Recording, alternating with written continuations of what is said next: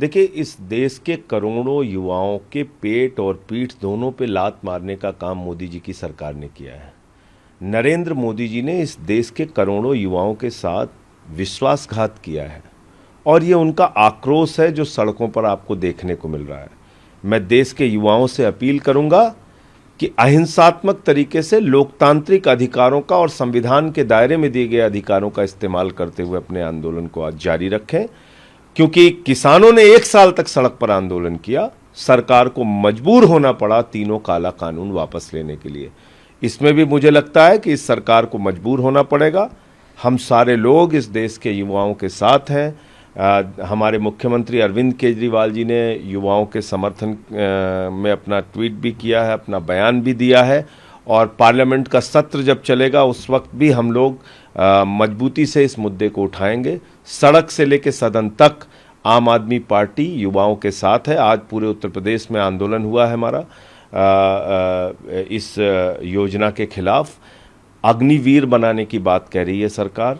मैं मोदी जी से कहना चाहूँगा कि मोदी जी के परिवार के लोग, अमित शाह के परिवार के लोग, शिवराज सिंह जी के बेटे, योगी आदित्यनाथ के परिवार में जितने भतीजे हों उनको सबको अग्निवीर योजना में भर्ती कराइए।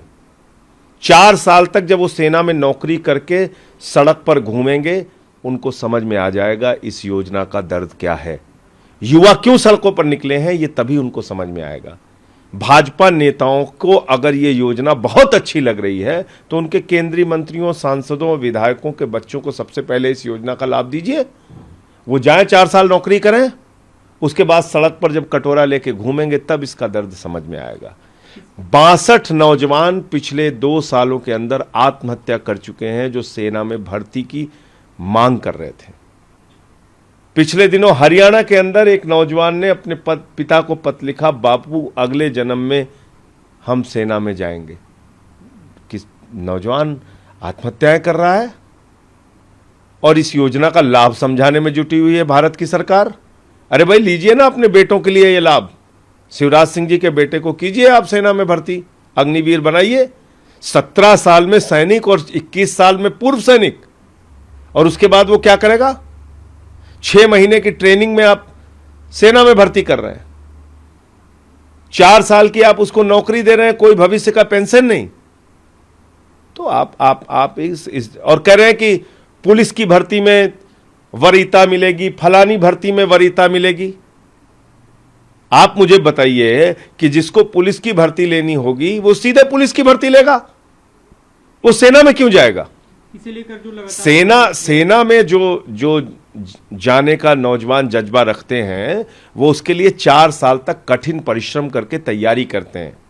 वो देश के लिए मरने मिटने का जज्बा लेके सेना में जाते हैं, देश की सीमाओं की सुरक्षा के लिए अपने प्राणों की आहुति देने तक का जज्बा लेके जाते हैं। और आप उनसे कह रहे हैं तुम वहां से निकलने के बाद प्राइवेट कंपनियों का सिक्योरिटी गार्ड बन जाना, पुलिस में भर्ती हो जाना। वो पुलिस की भर्ती के लिए तैयारी करते हैं, कठिन परिश्रम करते हैं, रात दिन दौड़ते हैं। सवाल जो उठ रहे हैं उस पे ये प्राइवेट कंपनियों को नरेंद्र मोदी जी ने फायदा पहुंचाने के लिए कानून बनाया है।